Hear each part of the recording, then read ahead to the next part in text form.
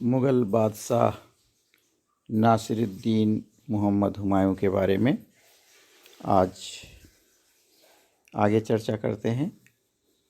हमने इससे पहले उसके प्रारंभिक जीवन के बारे में देखा, राज्यारोहण कैसे होता है, प्रारंभिक कठिनाइयाँ क्या आती हैं, मिर्ज़ा वर्ग जो था वो इनसे नाराज़ था, इनके बंधु बांधव जो थे अस्करी, हिंदाल, कामरान सब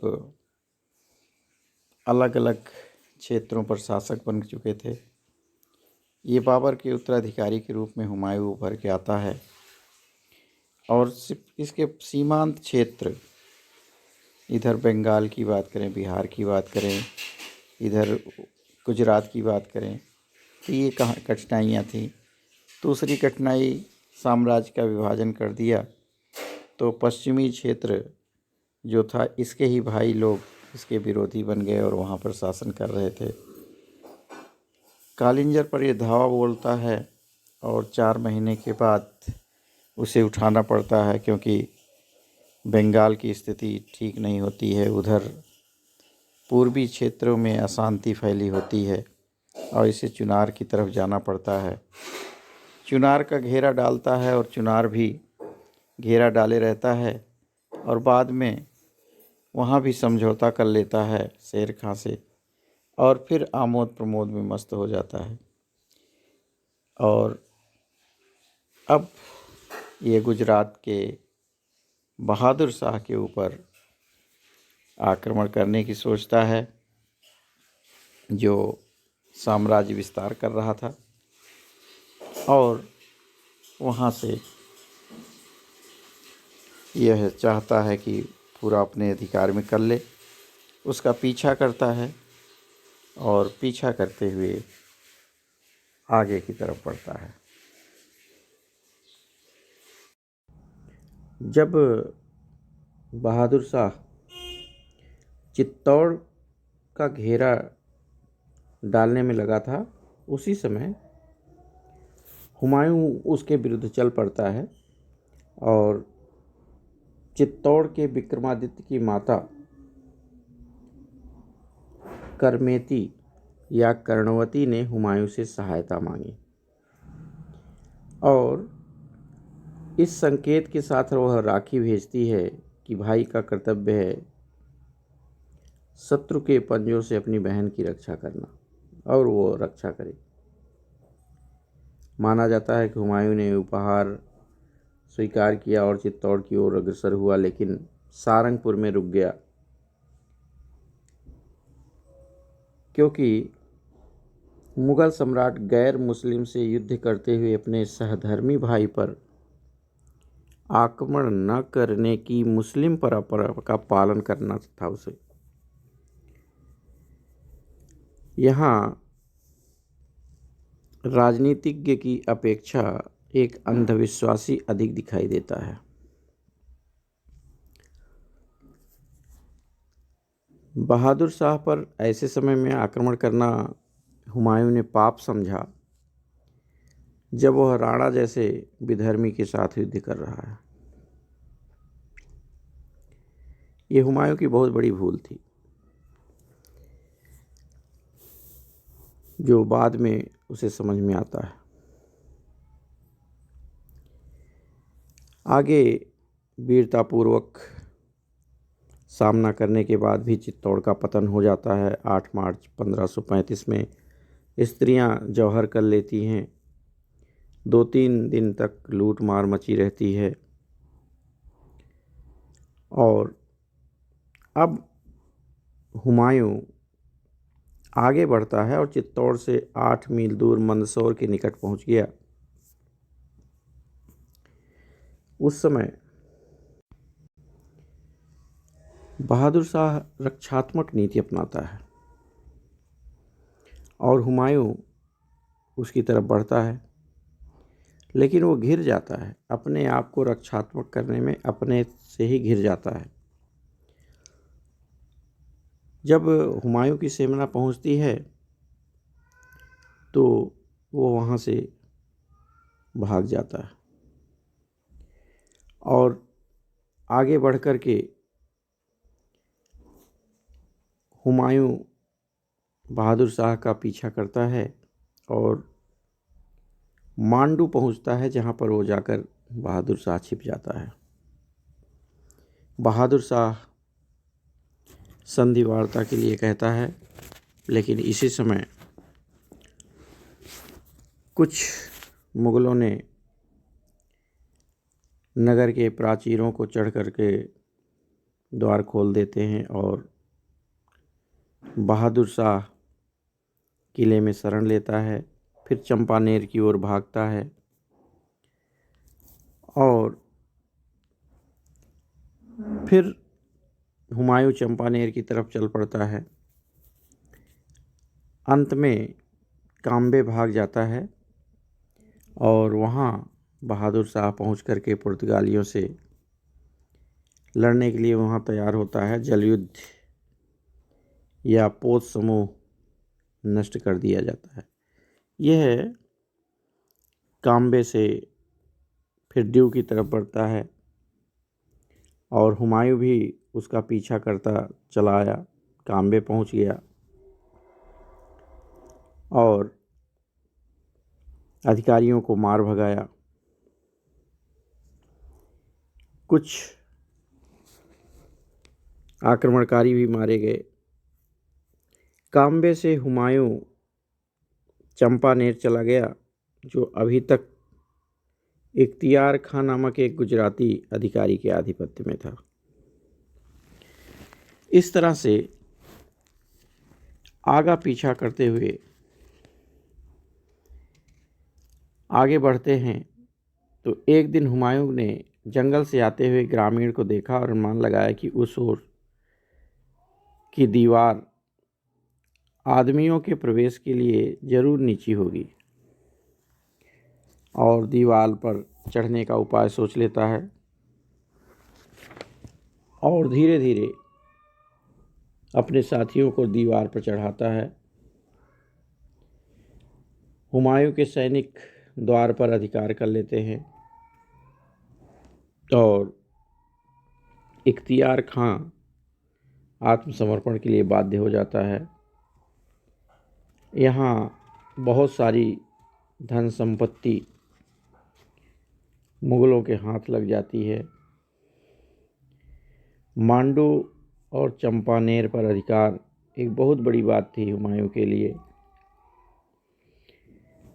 लेकिन फिर यहाँ वही कार्य करता है और आमोद प्रमोद में व्यस्त हो जाता है। गुजरात की शासन की जो समस्या थी, बहादुर शाह को अपने विश्वासपात्र हाकिम इमादुल मुल्क को अहमदाबाद में मालगुजारी एकत्र करने के लिए भेजने का अच्छा मौका मिला। इमादुल मुल्क ने अच्छा काम किया और धीरे धीरे फिर बहादुर शाह सेना खड़ी कर लेता है, पैसा जुटा लेता है। अब फिर हुमायूं को ध्यान आता है तो उसने इमादुल मुल्क का सामना करने के लिए अपने भाई अस्करी को भेजता। अस्करी जाता है और अस्करी जीत जाता है। यहाँ गुजरात का गवर्नर अस्करी को ही बना दिया जाता है। यह विशेष बात थी कि सब होकर हुमायूं को मांडू की ओर लौटना पड़ा। यहाँ आकर फिर प्रमाद आलस्य में पड़ जाता है और गुजरात फिर संकट में आ जाता है। बहादुर शाह ने, जिसके अधिकार में जलपोतों का बेड़ा था, पुर्तगाली और अफ्रीकी गुलामों से सहायता लेता है और मुगलों से अनेक नगर छीन लेते हैं। फिर अस्करी घबरा जाता है, जिसे उस एरिया की रक्षा के लिए हुमायूं ने रख रखा था। अब अपने प्रांत की रक्षा की चिंता करने से पहले अस्करी अपनी ही चिंता में पड़ गया और जो वहाँ के गुजराती थे वो बहादुर शाह को वापस आने के लिए निमंत्रण देते हैं। ऐसे में अस्करी हुमायूं से कोई सहायता नहीं पा सकता था क्योंकि उसकी सेना विभाजित हो गई थी। यह एक उसके लिए भी दिक्कत की बात आई। बहादुर शाह अहमदाबाद की ओर आता है। अब अस्करी वहाँ से घबरा जाता है, चंपानेर की ओर वो भाग जाता है। यहाँ के गवर्नर जो टर्डी वेग थे वे चंपानेर दुर्ग का कोष अपने कब्जे में लेते हैं और अपने को स्वतंत्र घोषित करने की एक योजना बनाते हैं जो सफल नहीं होता। अब अस्करी आगरा की ओर चल पड़ता है और बहादुर शाह चंपानेर के पास पहुंच जाता है। बहादुर शाह को इतना निकट आकर देख करके टर्डी बेग दुर्ग को छोड़कर भागता है। ये घटना होती है 22 अप्रैल 1536 ईस्वी को। जो कुछ भी माल वह ले सका वो लेकर के मांडू लौट पड़ा। इस तरह से लगभग 1 साल से कुछ अधिक समय तक मुगलों द्वारा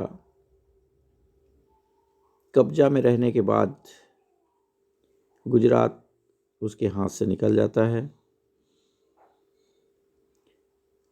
हुमायूं को भी मालवा पर अधिकार कायम करने की संभावना दिखाई नहीं दी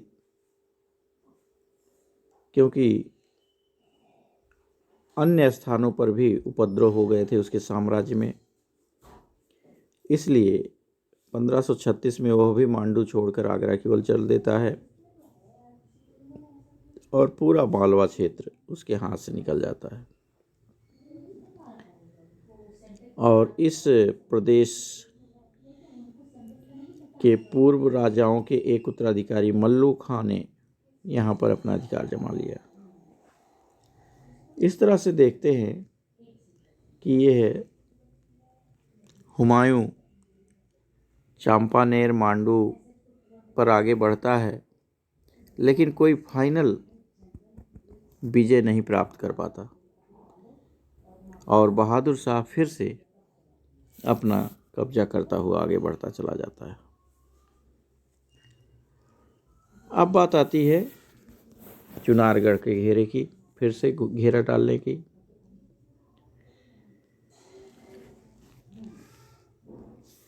मोहम्मद सुल्तान मिर्ज़ा ने कन्नौज से जौनपुर तक का प्रदेश अपने अधिकार में कर लिया था और हिंदाल को बंगाल की तरफ भगा दिया था। हुमायूं आगरा में ही डटा रहा, पहले ध्यान नहीं दिया और पूर्वी भाग में शेर खां तीव्र गति से बढ़ा चला रहा था और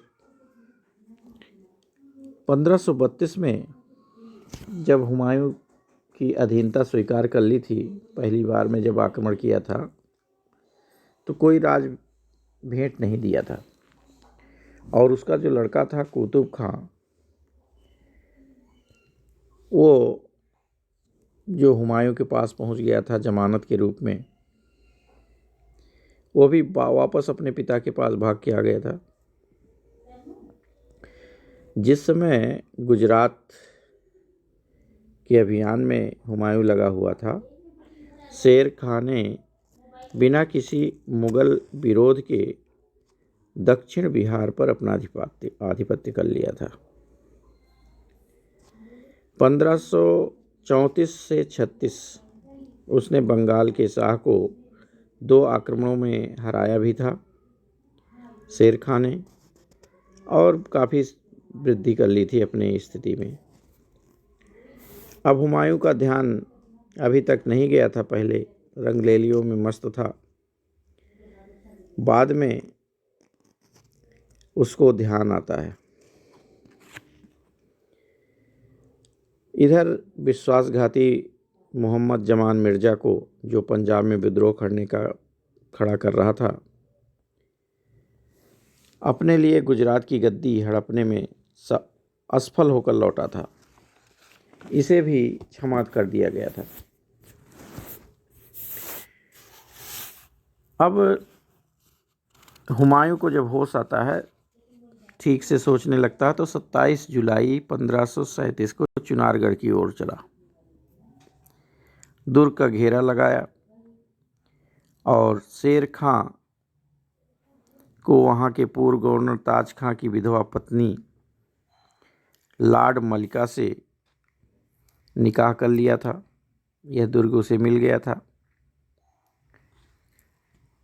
और इस दुर्ग को शेर खां ने अपने पुत्र कुतुब खां की अधीनता में रखा था। यह घेरा यहाँ भी 6 महीने तक हुमायूं का चलता रहा। यहाँ रूमी खां, जो अपने बहादुर खां को छोड़ करके यहाँ आ गया था, हुमायूं से मिल गया था, वो बहुत प्रयत्न करता है, लेकिन प्रयत्न करने के बाद भी अधिकार नहीं कर पाता चुनार दुर्ग पर। अब एक अफ्रीकी गुलाम लड़के को, कहते हैं, बहुत बुरी तरह से कोड़ों से पीट कर दुर्ग में यह जानने के लिए भेजा गया कि दुर्ग के किस भाग पर आक्रमण किया जा सकता है। वो कई दिनों के देखभाल के बाद बाहर आता है और नदी की ओर दीवार पर उसने बताया कि आक्रमण किया जा सकता है। अब रूमी खां तैरता हुआ अपना तोपखाना लेकर चला, गोलाबारी करने लगा। दीवार में दरार पड़ी, दुर्ग पर अधिकार हो गया। अफगान तोपचियों के हाथ काटने की आज्ञा दे दी गई। बाद में उन्हें कब्जे में ले लिया गया। रूमी खां को दुर्ग का शासक नियुक्त कर दिया गया और हुमायूं ने शेर खां का पीछा करने का निर्णय किया, जो बंगाल तक बढ़ गया था। चुनार पर इस तरह से अधिकार तो हो गया, लेकिन उससे कोई लाभ नहीं हुआ, क्योंकि आसपास के भूभाग पे कोई नियंत्रण नहीं हुआ और 6 महीने का अमूल्य समय इसमें नष्ट हुआ। शेर खां ने जरूर इसका उपयोग किया और बंगाल के अभियान में सफलता मिली उसे, और बंगाल का राजकोष उठा करके गौड़ से रोहतास ले आ देता है, बिहार। इस तरह उस पर कब्जा कर लेता है। अब बात बंगाल की आती है। बंगाल चुनार से हुमायूं बनारस की ओर बढ़ता है। फिर बहुत दिनों की लंबी वार्ता के बाद अफगान सरदार बिहार का समर्पण कर मुगलों की जागीरदारी स्वीकार कर लेते हैं, जागीर बन जाते हैं। 10 लाख रुपया वार्षिक राज भेंट भी देते हैं। बाद में यह कार्य चल रहा था।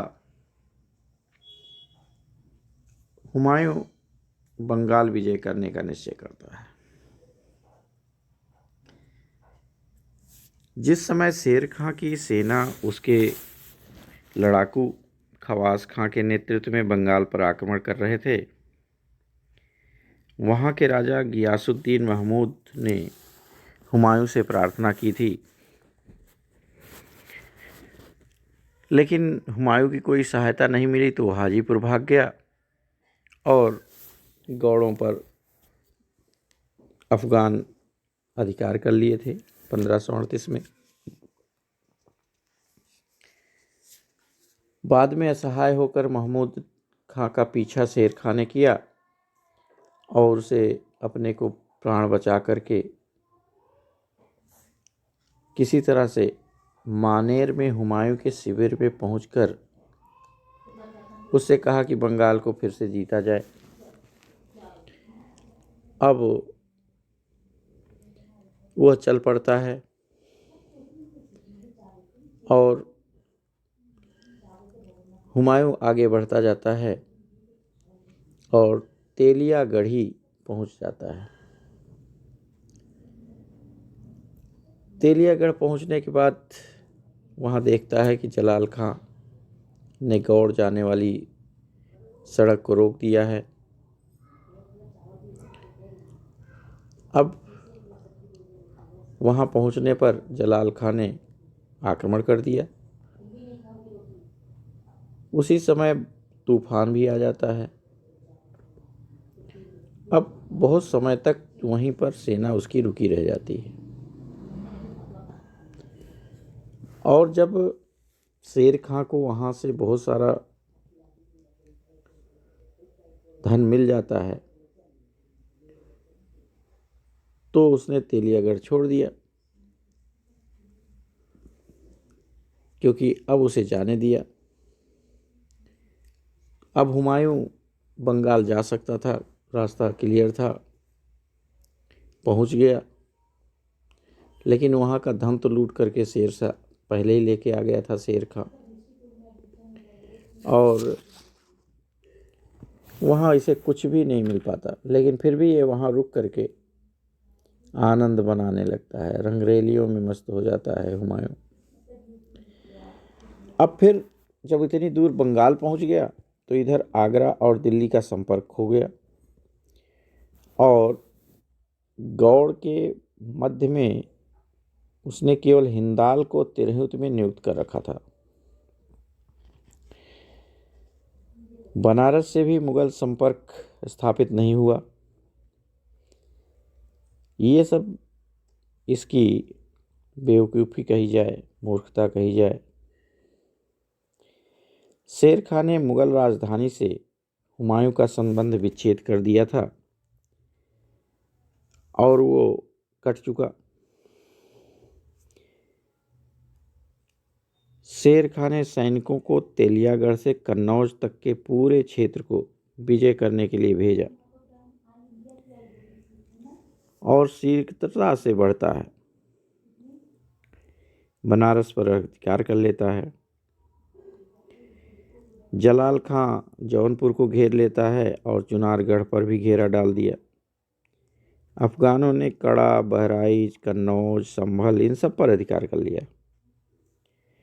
इस प्रकार 1539 के जनवरी के मध्य तक कोसी और गंगा के बीच के संपूर्ण भाग शेर खां के अधिकार में आ गए। उधर हुमायूं का भाई हिंदाल बिहार में अपना स्थान छोड़कर पहले ही भाग गया था, आगरा चला गया था और वह समझ रहा था कि हम आगरा के सम्राट बन जाएं, क्योंकि हुमायूं बंगाल में है। और अपनी माँ के सलाह के विरुद्ध भी उसने सम्राट की पदवी भी धारण कर ली। शेख बहलोल को मार डाला, जो कि हुमायूं का बहुत निकट था। जब यह बात हुमायूं तक पहुंचती है